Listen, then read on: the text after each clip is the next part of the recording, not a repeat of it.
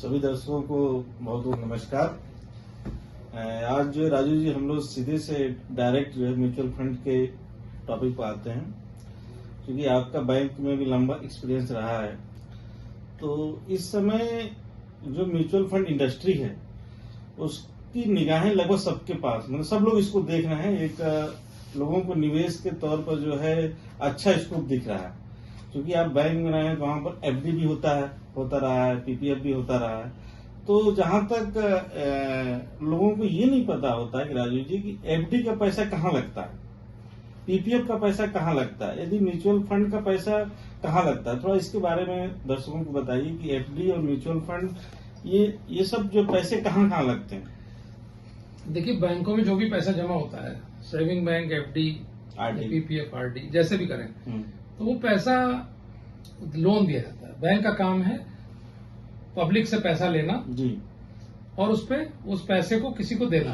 तो इसे 6% पे ले रखा है बैंक ने एफडी में और 9% पे लोन दे रहा है, तो 3% का बैंक मार्जिन लेता है।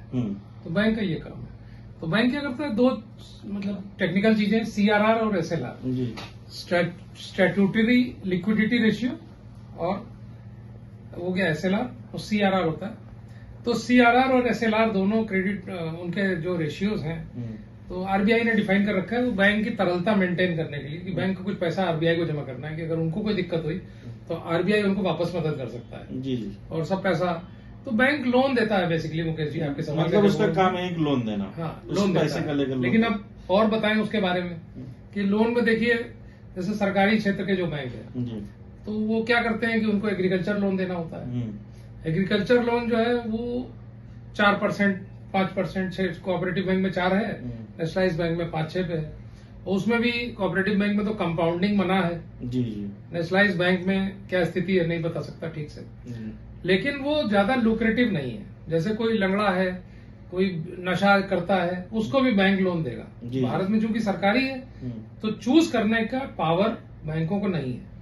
अच्छा, एजुकेशन लोन की बात है, एजुकेशन लोन भी है। बहुत बेरोजगारी हो गई, कुछ साल पहले डेटा था 13% इंजीनियर नौकरी पा रहे हैं। इस समय पता नहीं क्या स्थिति है। जो बेरोजगार हो गया वो देगा कहां से?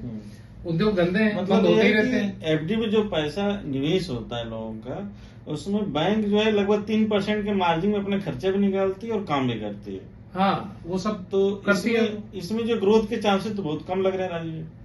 कहीं 4-4.5 भी मार्जिन ले लेते हैं, ग्रोथ के चांसेस तो कम ही है। तभी बैंक कहाँ ग्रो कर पा रहे हैं। तो बैंक अगर ग्रो कर रहे होते तो आज बैंकों की ब्रांचें इतनी फैल गई होती हैं। प्राइवेट बैंक जो है वो ग्रो कर रहे। एक आम निवेशक जो है एफडी आरडी को छोड़कर कहाँ जाए इस समय वर्तमान में? भाई, आम निवेशक म्यूचुअल फंड का रूट ले जी, लेकिन म्यूचुअल फंड को समझ ले। म्यूचुअल फंड तरह तरह के होते हैं, ऐसे भी होते हैं। जैसे आज की डेट में ऐसे भी म्यूचुअल फंड है, साल भर पहले किसी ने 10 लाख डाला था, आज 20 लाख है जी। किसी में 17 लाख है, किसी में 16 लाख है। ऐसी स्थिति में आज हम बैठे हैं, थोड़ा कम ज्यादा। तो मतलब और ऐसे भी होते हैं, उल्टा भी बोल दो जी। देखिए, म्यूचुअल फंड में ऐसा भी हो सकता है, आपने 1 लाख 10 लाख जमा किए, वो 7 लाख हो जाए जी। सब होता है। तो म्यूचुअल फंड के लिए आपको जैसे दवाई के रूप में है, आपको एक डॉक्टर चाहिए, यहाँ पर भी आपको एक विशेषज्ञ चाहिए। इसका विशेषज्ञ हो, जो इसका रेपुटेशन अच्छी हो, व्यक्तिगत रूप से बढ़िया आदमी हो, निवेश सलाहकार, और जो है निवेश सलाहकार, और जो अपने विषय का मर्मज्ञ हो, उसके पास जाना चाहिए सलाह लेने के लिए। और हम लोगों के पास तरह तरह के इंस्ट्रूमेंट्स होते हैं। अब जैसे किसी ने मुझसे कहा कि मुझे 4 महीने का लिए पैसा है, तो मैंने उनको दूसरे फंड में लगवाया है, और जो उनका पैसा 4 साल का है वो दूसरे फंड में लगवाया है। तो इस प्रकार से इसमें मुकेश जी इन्वेस्टमेंट्स होते हैं। तो सर ये क्या जो मतलब जो फुली सेफ है? हाँ, सेफ पूरा है, सेफ 100% है। कभी ऐसा आज तक एक को म्यूचुअल फंड नहीं हुआ कि जो भारत से में पैसा लेके कहीं गायब हो गया हो। आप समझिए कि इसी तरह की एक कंपनी बता दूं आपको, स्टैंडर्ड लाइफ एक कंपनी है इंग्लैंड की, उसका भारत की एचडीएफसी से करार था। आजादी के पहले की बात है, अब उसने एचडीएफसी से किया है। पहले उसका स्टैंडर्ड लाइफ भारत में काम करती थी। जब आजादी मिली तो उनको लाइसेंस नहीं मिला जी। आइए बैठिए। तो उनको लाइसेंस नहीं मिला, तो जो उनको लाइसेंस नहीं मिला तो फिर वो चले गए। लेकिन इस दौरान जितनी डेथ हुई इंडिया में, वो इंग्लैंड से उन्होंने पेमेंट्स किया। आइए बैठिए अंकित जी, आइए। तो एक चेयर और ले ली, बैठिए। तो उन्होंने उसके बाद फिर इंग्लैंड से पेमेंट किया। इसी तरह जितने म्यूचुअल फंड्स हैं उधर से जाइए, इधर से नहीं, इधर से दरवाजा खोलने में दिक्कत होती है, उधर से जाइए।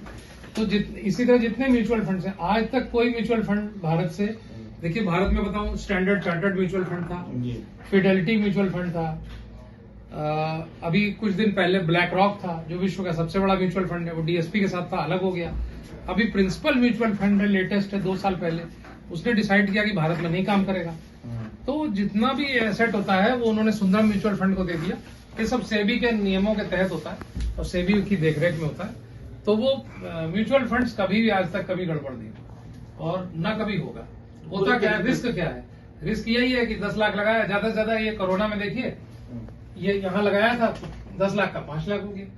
अब अगर इंफ्रास्ट्रक्चर फंड में लगाया था, प्योर इंफ्रास्ट्रक्चर फंड, तो 10 लाख का जो है 4.5 लाख भी हो गया, फिर बढ़ेगा तो फिर वो ठीक हो गया।